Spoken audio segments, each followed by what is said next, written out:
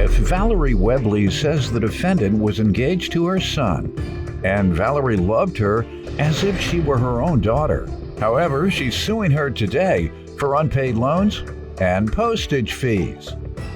Defendant Tanya Edge says Valerie's son was physically abusive, and he not only tried to strangle her, but he also threatened her with a knife, and then Valerie bailed him out of jail. Tanya's countersuing for emotional distress. All right, start with you, ma'am. Well, I thought Tanya was going to be our daughter-in-law.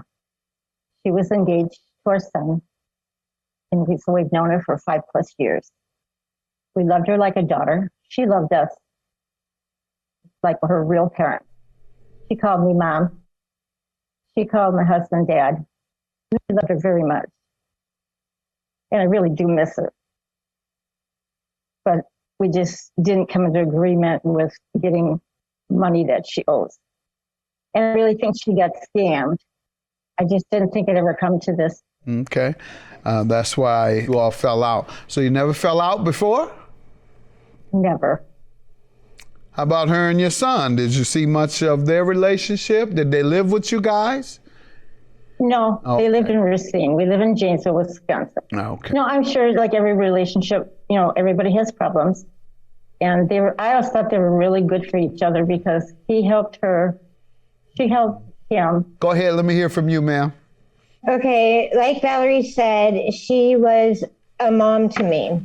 And her husband was like a dad to me. I loved the whole family. And just like her, I miss them very much.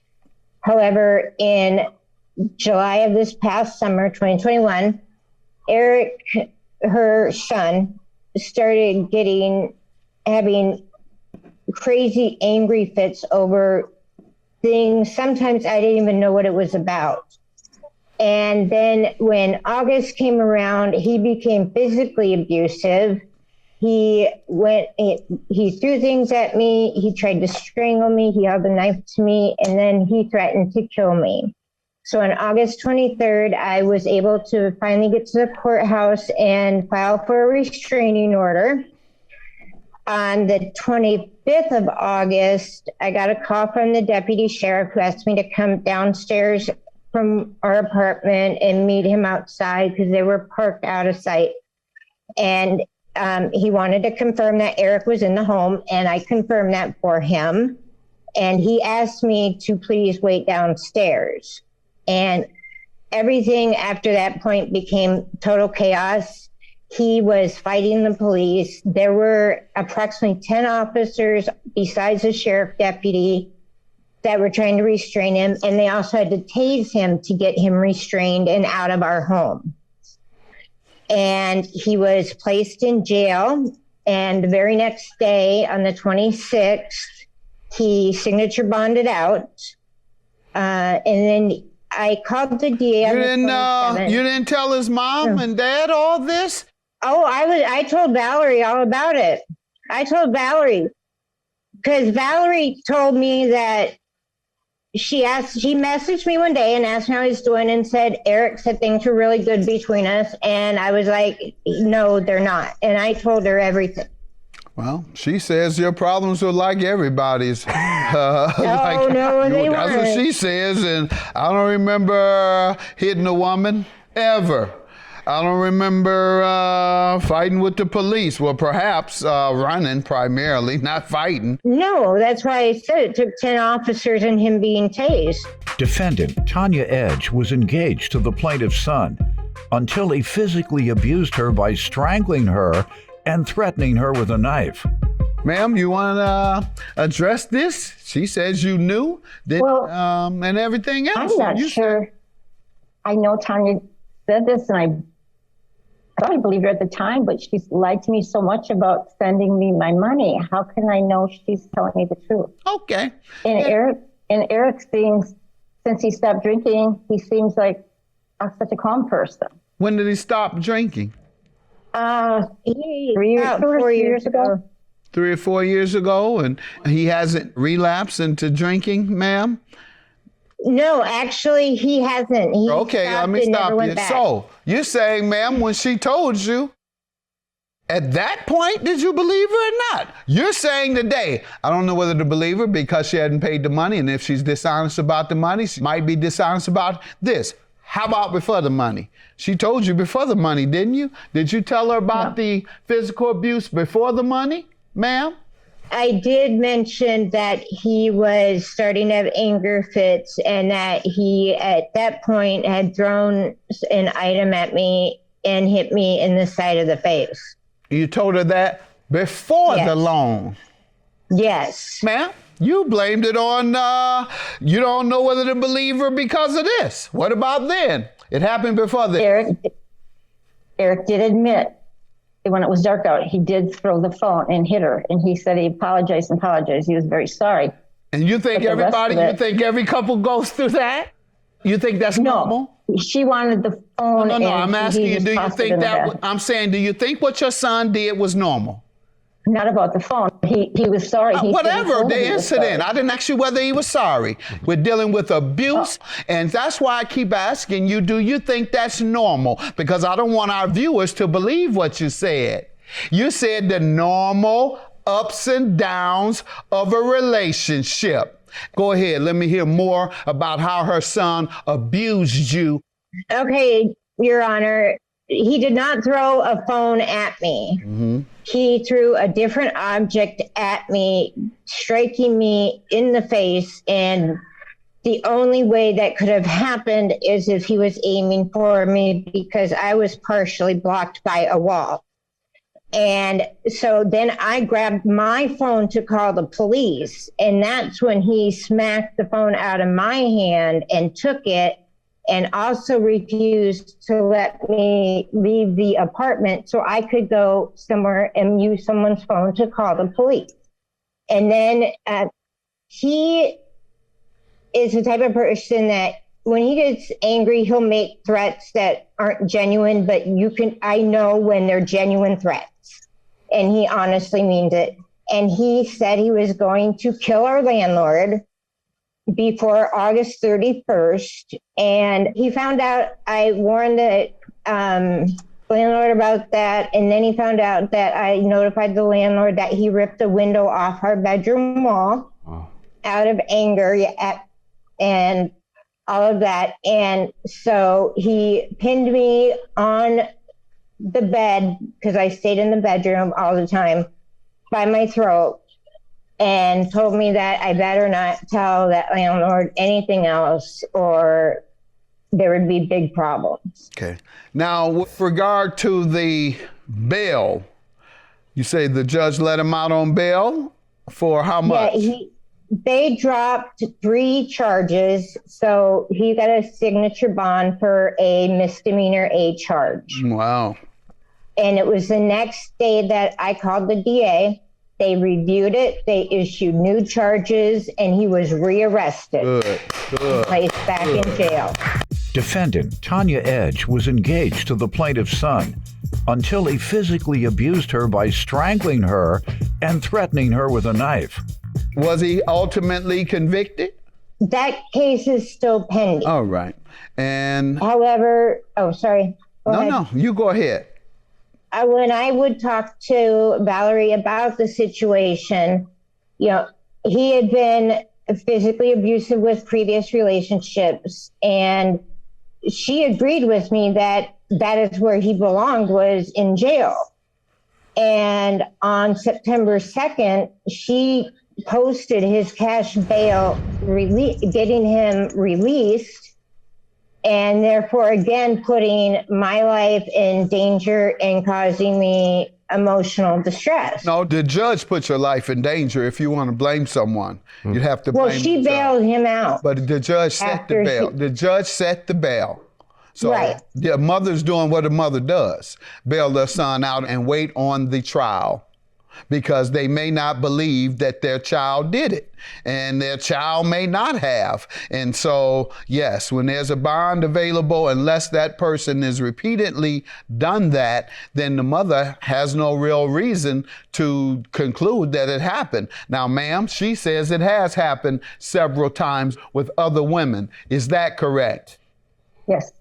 He has beat other women. Do you think No, not beat other men. He just was drinking and had fights with them, but nothing. touching? Never Did he heard touch anything. them? Did he touch them?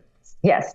And no, it's not the normal ups and downs of a relationship. The other women, do you think that was normal ups and downs in a relationship? Or is it just when he was beating her, you believe that was normal ups and downs of a relationship? No, not. I don't agree with those other relationships, but Just her. That time. Okay. Did you all live together? You and her son? Yes, we did. How long? We had been living together approximately 4 to 5 years. Okay, and what was the money to be used for or used for?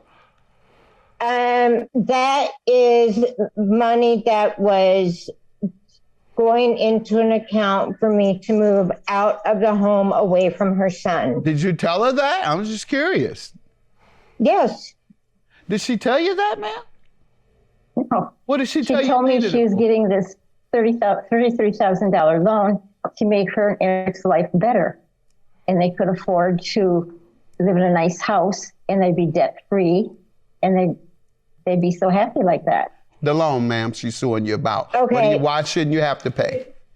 I agreed to pay the overnight shipping cost for the loan amount. That is all I agreed to. How much is that?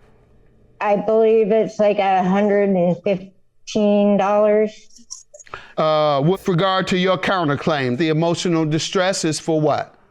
I have had to call the police because she was constantly calling me, and she said Calling it you was how not on often? his behalf, but it was. Calling you how often? Sometimes 2, 3, 4 times a day. What was she saying? She was just leaving messages telling me to call her. And Why wouldn't the you? times that I did answer, she was asking me stuff about her son, which was a violation of the restraining order. All right. And ma'am, what do you say to calling her 2 to 4 times a day? I've never called her. You've never I've called never, her? ever called. All right. She says she's never called you. Do you have any evidence of her calling you? And when I called the police the last time, they took a picture of the phone call, and Did you bring it with you? they called. I did not, because I didn't have the picture. And also many times. All right, it we're would going to be move on Facebook then. You don't Messenger have it. blowing up. All right, ma'am, you don't have it. And you have no evidence to prove that she was calling you. Defendant Tanya Edge was engaged to the plaintiff's son until he physically abused her by strangling her and threatening her with a knife. Ma'am, what proof do you have that it was a loan that she agreed to repay you? I have my papers with the checks that I sent, that we Does sent. it say loan on it? It wasn't written out by me. It was written out. It was a cashier's check to a loan company that she wanted to start this $33,000 loan. Okay. And It was the an first check- escrow Do company. you have any evidence that it was a loan? This is on page 12. I do need the total amount we owe you. That way I can get a cashier's check and send it to you. Let me hear about the total amount. The amount was discussed over the phone, but there are pictures of the check that she wanted me to That send. doesn't prove to me, trans- ma'am, that doesn't prove to me it was a loan. Do you have anything that proves it was a loan? Your son, her ex-boyfriend, they did live together for 5 years, which, as you said, you expected them to be together forever. As you said, we love her dearly. That's the person you give money to. You do give money to your son and his family. And particularly, you love his girlfriend. So you have to prove to me it's a loan. Well, Tanya blocked me when she kept saying she was going to give me the check that she owed me, because she got her $33,000. And I told her, I think you were scammed, Tanya. She wasn't scammed. On page 22, it says, It was not a scam, and this is you, ma'am. I'm reading now. And you'll receive your money this week. I have been crazy busy packing up to this entire apartment trying to find a place to move. Means she's got to get away from your son, like she said. Not to get a place for them, ma'am, like you tried to tell me. No, she told you that she was trying to get away.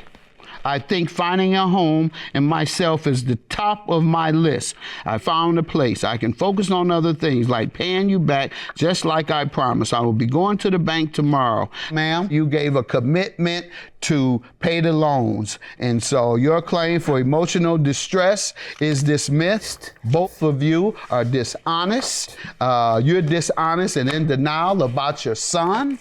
And ma'am, you're just a straight up liar about saying that you never agreed to pay it. I read the text. Have a good day. That's why your claim I'm glad is you read Bye. Your claim is dismissed and yours is granted. Go to court and deal with it in court, ma'am, regarding the case. He will be put behind bars. I still love her and the entire family. I never set out to hurt anyone. And that by bailing Eric out of jail, I've seen messages he sent to friends in town, and he says he doesn't give a flying about the restraining order.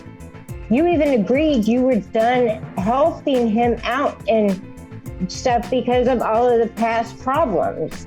And then you still bail him out, which until I move, I do not feel safe because he has said he will return to Racine, to people he used to work with. And he convinced those people he was the victim of domestic abuse when there is no way I could overpower him. So I have no idea, if he'll show up in town or when.